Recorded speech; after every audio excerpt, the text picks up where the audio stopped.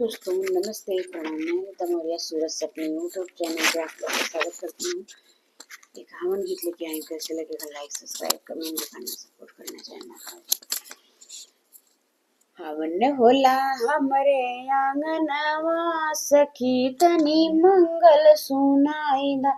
हवन होला हमरे आंगनवा सखी तनी मंगल सुनाई दा। मंगल सुनाई दा सखी मंगल सुनाई दा। हवन होला हमरे आंगनवा हो सखी मंगल सुनाई दा। यही हवनिया में विष्णु जी आई है। यही हवनिया में विष्णु जी आई है। लक्ष्मी के होला दर्शनवा हो सखी मन सुनाई दा। लक्ष्मी के होला दर्शनवा हो सखी मंगल सुनाई दा। हवन होला हमरे यहाँ आंगनवा हो सखी मंगल सुनाई दा। हवन होला हमरे आंगनवा हो सखी मंगल सुनाई दा।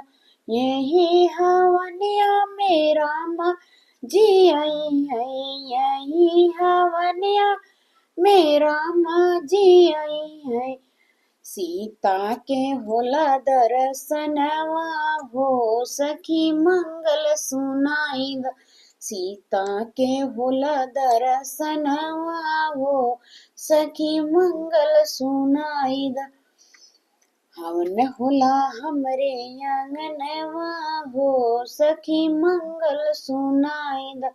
हवन होला हमरे आंगनवा हो सखी मंगल सुनाई दा। यही हवनिया में गणपति जी आई है। यही हवनिया में गणपति जी है।